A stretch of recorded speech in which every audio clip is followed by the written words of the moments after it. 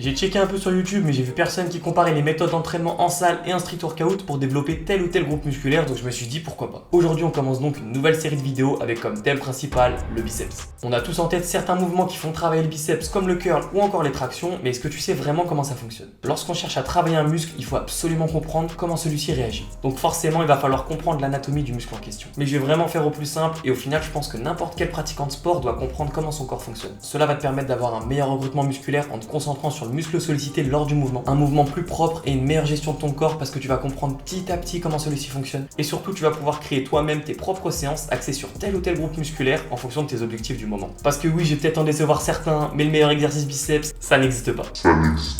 Tout est une question d'anatomie, d'insertion musculaire, de sensation ou encore de répartition des fibres musculaires dans ton corps, donc de génétique. Aujourd'hui, on va donc parler du biceps et tu l'auras compris, on va tout d'abord voir comment ce muscle fonctionne avant de te proposer des exercices adaptés à la salle ou en street workout.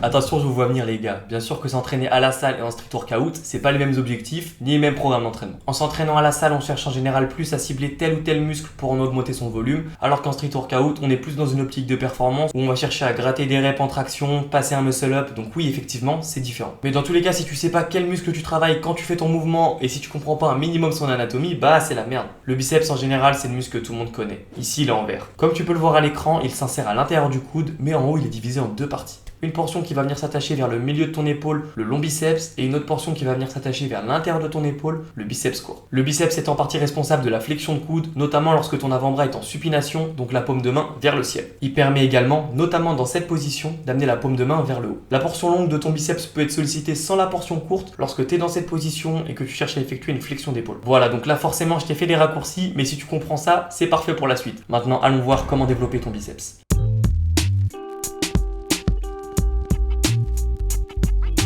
Et on commence tout de suite avec notre premier exercice, le curl biceps sur banc incliné, qui va accentuer le travail sur la portion longue du biceps. Les paumes de main toujours en direction du ciel pour respecter l'anatomie du biceps.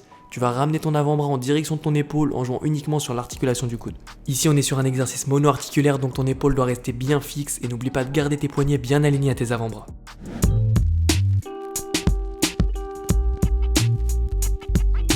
En street workout, c'est assez compliqué de mettre l'accent essentiellement sur la portion longue du biceps, mais réaliser des tractions en supination prise serrée va solliciter grandement ton biceps. Essaye de bien monter jusqu'en haut et de verrouiller la position au moins une seconde pour bien solliciter la portion longue du biceps qui est responsable de la flexion d'épaule. Bien sûr, tu peux complexifier les exercices en jouant sur le tempo, le poids, le nombre de répétitions, le nombre d'exercices dans ta boucle ou encore le temps de récup.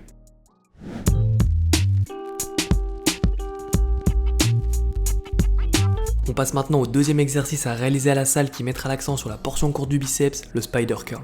Tu te places sur le pupitre, tu viens coller tes coudes et tes triceps contre le support et tu te concentres pour aller effectuer une flexion d'avant-bras. Toujours en gardant les poignets bien droits, le corps gainé et concentre-toi sur cette contraction des biceps à chaque répétition. Rappelle-toi que plus tu seras concentré sur cette contraction musculaire et plus ton mouvement sera efficace. Pour le spider curl, l'idéal c'est d'utiliser une barre droite car c'est celle qui va te permettre au mieux de recruter ton biceps, mais attention, cet exercice peut être douloureux et dangereux pour certains d'entre nous. Donc si tu sens que tu as mal au niveau du coude ou même que tu forces la position sur une barre droite, prends une barre Z. Pour comprendre plus en détail, je te mets en lien une vidéo très complète qui pourra t'aider. Mais moi ce que je te conseille c'est de faire cet exercice en circuit en enchaînant une des deux variantes avec cette variante aux haltères. Donc t'enchaînes direct après la barre sans récup et tu vas voir ça va te terminer en beauté. Le travail à la barre peut occasionner des déséquilibres musculaires. Là avec les haltères tu peux pas tricher en tirant plus fort d'un côté que d'un autre et en plus c'est adapté à toutes les morphologies.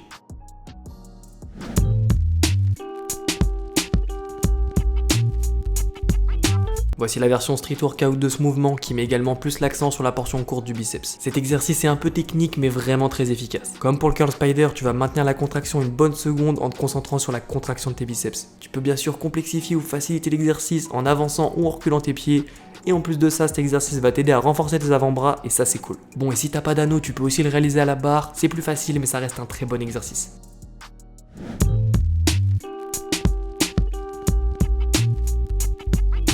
Là on est sur un excellent exercice de finition pour détruire les biceps avant de rentrer chez toi, c'est très sympa. Comme pour les autres exercices, tu dois vraiment te concentrer pour garder ton poignet bien droit et pour pas tendre ton bras complètement. Garde bien ton biceps en tension et le corps bien droit. Donc ne balance pas ton buste vers l'arrière ou n'envoie pas ta tête vers l'avant pour prendre de l'élan, ça servira à rien.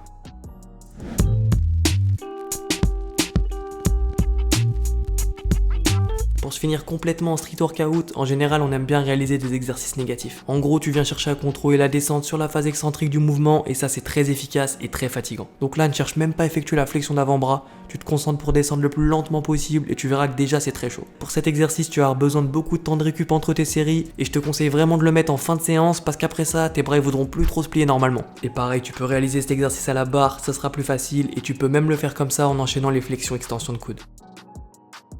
Pour que cette vidéo soit vraiment complète, je suis obligé de te parler du brachial. C'est un muscle profond qui se situe juste sous ton biceps et qui va intervenir lorsque tu vas effectuer une flexion de coude comme pour le biceps. Donc le renforcer va te permettre de gagner en volume au niveau du bras et surtout va te permettre de gagner en force sur ta flexion de coude et ça c'est pas négligeable. Allez, je te présente vite fait 2 exos pour le taffer.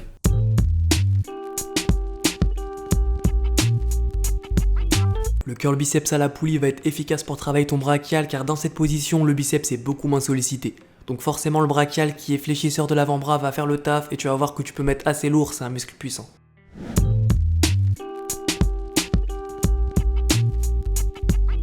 Toujours dans cette logique de faire intervenir le brachial, je t'invite à réaliser des tractions en prise neutre avec un petit tip supplémentaire, maintiens la contraction en haut pendant 2 secondes sur chaque répétition. Comme pour l'exercice précédent, on utilise la prise neutre pour solliciter au mieux le brachial sans trop solliciter le biceps qui intervient beaucoup plus, tu le sais maintenant, avec une prise supination.